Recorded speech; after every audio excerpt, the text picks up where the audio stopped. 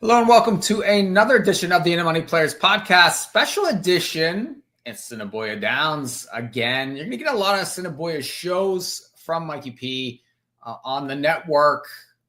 Big handicapping get for me here for Assiniboia. My favorite handicapper on planet Earth, Nick Tammaro, is here fresh off the Preakness. Nick, this isn't quite that level of animal, but we still have a lot of fun for Assiniboia.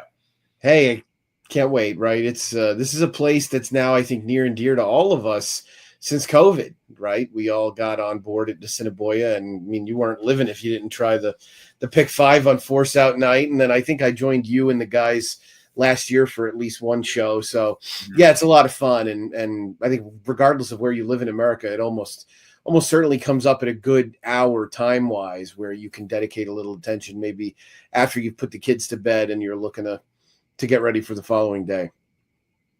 Yeah, 8:30 Eastern time is the first race at Assiniboia. They go to about 11 o'clock Eastern, and the takeout is low. The handle is high. They have dollar minimum pick four. So lots of attractive options and lots of attractive ads for the horse player at Assiniboia. And they start out a little slow. Sometimes they can't get the horse population up quite a bit to begin the meet, but still they had over $1 million last week in the handle to start the Assiniboia meet. So Nick, I mean, plenty of money to shoot for and great races to handicap. Yeah, I totally agree. It makes for a fun time, no question about it. And the dollar minimum I think is an interesting thing, and I think we're kind of seeing a little bit of it right at out west with the advent of the I shouldn't say the advent, but the $5 double that's now just at Santa Anita, kind of a continuation of the golden hour. I think the future of betting is going to be higher denomination minimums because we've really exhausted the low denomination part. And for a variety of reasons, the higher denominations are better, including because our friends with the computers aren't quite as prevalent. They can't play quite as many combinations right at the last second. So I'm all for it. And you mentioned the handle numbers, and obviously this is a $25,000 guarantee, which, that's nothing to sneeze at. That's a good amount of money, and definitely an approachable slate of races for sure. I will tell you, last week, pick four on Tuesday handled $77,000. Now, last year, they were guaranteeing $50,000. I'm sure that they will probably get to that point because they were definitely doing over 50 all of last year in that late pick four pool. So plenty. I would expect that guarantee to go up rather quickly. We're going to look at this late pick four for Tuesday night at Assiniboia. Now, early Assiniboia, we start with a lot of sprint races. If you look at the card, all 5 furlongs except for one. The race 5 is 5.5. But what happens is these horses have to sort of race themselves into shape. So you get a lot of short races. You get a lot of horses off layoffs. Can be tricky to find the winners here. But we're going to start in race number 4. It's 9:50 Eastern time. 5 furlongs. It's nickel claimers, 3 lives. Nick, dollar pick 4. You said we love that denomination. How are we going to kick off? Yeah, I mean, I wish I had a little bit more clever opinion than the 2 favorites in here because they do look pretty formidable. They have complementary running styles in that it does look like the rail runner, Mikee, will do the heavy lifting on the front end. And this is a horse that the morning line maker priced at 7-5, which seems totally accurate when you consider that the 2 poor races recently both came on synthetics. The other thing about those 2 races, Mikey, is they came in races that really had strong paces. They were last year towards the end of the year. This horse was relocated to Woodbine after spending the summer at Fort Erie, now first off the claim, and an elongated break for trainer Elton Dickey, who sort of knew what he was getting into when he claimed this horse in early December, right? Racing ends at Woodbine around mid-December, and so they knew they were going to sit on him a while. And now he shows up here in a 5,003 life. He's the controlling speed from the inside.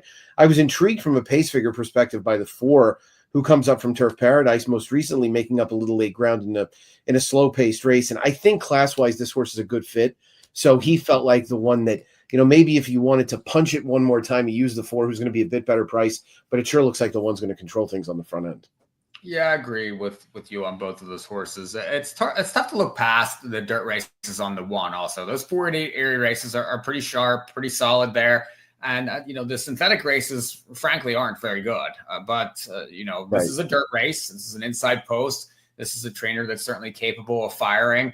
has several works in tow. So I do think really going to be tough to catch in the race. I could see the 4 more as a B type for me. But you did mention those Turf Paradise lines. This horse has recency, and those are quick races down there too. I mean, those races tend to produce decent shippers from up here that race pretty well. One price I want to maybe include on tickets is the 3 Lucky Appeal.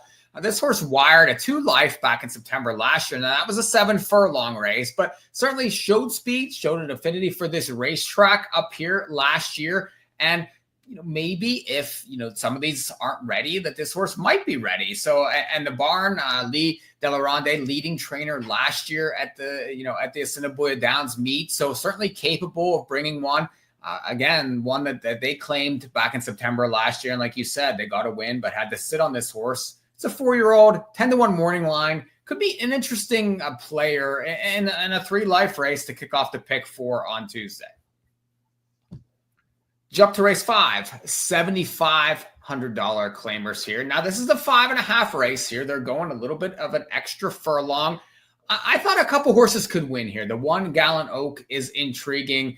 Did win for 75 last year in September, was claimed out of that spot, was in tough spots last year. If you look, faced horses like Tool Time, Radcliffe City, Totalizer, all much better than these horses. I think the 5.5 suits this horse. He was racing mostly in distance races at the end of last year, but shortened up and was capable of winning at 6. So I do think that he's a little bit tactical, and he's capable in a race probably from behind. He's going to need things to set up for him. He should get that set up though with the 2 in here.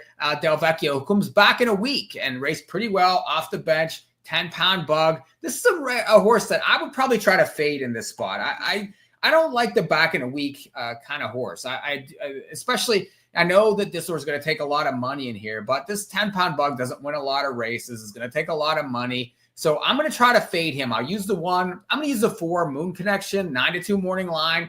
There's a couple Carl Anderson horses in this race. The 4 and the 7. 4 is a fresh gelding, has some speed, has some back lines over the racetrack. 4 wins and 8 starts. Definite use for me. And then the 6 Designated Hitter is another one I think you can use. Fresh Carl Anderson claim from last year. Certainly Barn does well. This horse has shown speed. The dirt is a question mark. Really hasn't shown much over the dirt, but I trust the Barn. I like the post. I'm going to try to beat this too, Nick. What say you here? Yeah, I get it. No, I totally understand why you would want to feel a little stimulated to do it. The interesting thing is trainer Tom Gardapi Jr. obviously did this with some intent. So in the last 2 years, he's 6 for 19 with the 305 ROI coming back in a week or less. And that was what kind of drew me to this horse after I noticed what a pace advantage he should have.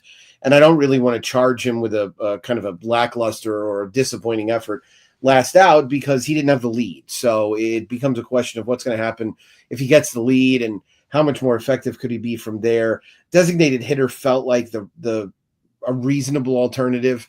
Obviously, I think from a class perspective, this horse was facing every bit as good as what he will here, but it was on synthetics, and his lone prior dirt try was a 3rd place finish where he got a 36 buyer. So it wasn't as if it was any kind of strong performance. It also came in his career debut at Gulfstream against 12-5 maiden claimers, and he was trained by Gustavo Delgado. He went off 4-1 that day in a 7-horse race, and based on the way he's been training at Assiniboia, it almost makes you wonder if he might be a little bit of a morning glory. He might be a horse that really does some of his best work in the AM. So he's a damned if you do, damned if you don't, right? It feels like you could be beaten by him if you want to be a little bit more cautious and go a little thinner. And then if he wins, you kind of look at it and you're going to say, man, I mean, he's was always going to get a setup. There was confirmed speed. He's working well. So he's a tough read for me.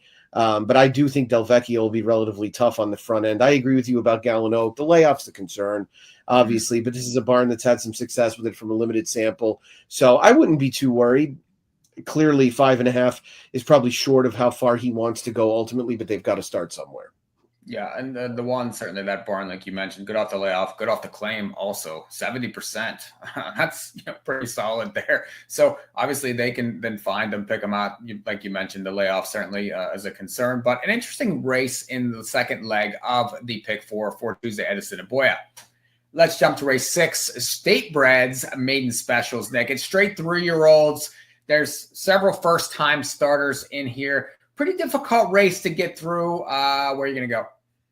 Yeah, I mean, you have to like the way the 3-2 left to load finished the 2-year-old campaign last year, right? Facing Stakes Company on multiple occasions and really, really running well in each of those. And this, we don't know exactly what we're going to get out of the first-time starters on the outside, but what you'd like to believe is that these experienced horses are not much. So it kind of feels like if 2 left to load comes back with anything close to what she had throughout her 2-year-old campaign, she'll be awfully tough to beat. The first-time starters look like horses that are from barns that they're capable, but none really jumped off the page in terms of being one that you could say, okay, that one will likely be ready. The trainer of the 6 Nonies Cookie has a win with a first-time starter in the last 3 years, and that's about it. Tom Gardapi Jr., who I brought up before, who did have 3 wins in the first 2 nights, has the far outside drawn Nickety Split. So I'm boring. I thought the favorite would probably win. I'm looking for a little bit of value. Wish that we could see some of these pools early with the first-time starters, but I'm thinking the 2 left to load. If she's what she was last year, she'll be tough to beat. Yeah, I agree on the 3. Hard, like you mentioned, really hard to leave out, but still a maiden, and tends to come from off the pace, so that can be difficult to overcome, especially back off the bench, and really that hasn't shown a huge affinity to pass a lot of horses either. So that's an issue for me. I thought the 4 Turn It Loose could be an interesting one. Now, really was a dud first time out back in August, but that was a $50,000 stake race, and then showed speed there. Going 5.5 on August 27th. Then the next race was decent over a sloppy track in September. Maybe was starting to figure things out. The barn caught a win last week. You get Lasix. There's things to like, I think, in a pretty wide open race, especially with the first timers that unsure of. The pedigrees are iffy there. So I like you. I want horses that have raced before. So 3 and 4 for me to try to get through leg 3 of this pick 4. Yeah, real speed, as you mentioned, from Turn It Loose in an open company race. So, I mean, class-wise, you've got to like the move coming into this. First Lasix as well as a newly turned 3-year-old. Those are all positive angles. So, I think there's definitely something there. Race 7 to finish up here, and this is another 5 furlong. It's an $18,000 2-life allowance, Nick, and there's 9 horses in this race. I think a really wide open race to finish out this pick 4. How are we going to get paid?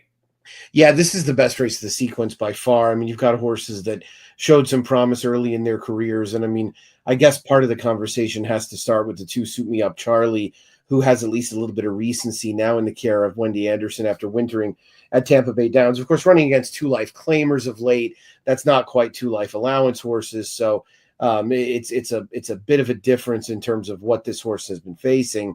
I did think that the 7 Better Luck Next Time, who won the Buffalo to close out his 2-year-old campaign, now coming back from a layoff. Barnes actually got good numbers with layoff returnees, and sprinting is just fine. This horse has speed too. I was intrigued by him, and I love that 10-1 price. If we can get it, it probably will. All things considered, I thought the 6 Air Force Breeze really finished last year strongly. I mean, if this horse is 20-1, I'm absolutely on board as well. So there were some real prices in here I think you could play, and it makes it fun that you can probably be a little skinny, unfortunately a little chalky earlier in the sequence, because I'll definitely use every bit of the 4, 6, and 7. And I'm definitely intrigued to hear if you've got anybody else I can throw in there.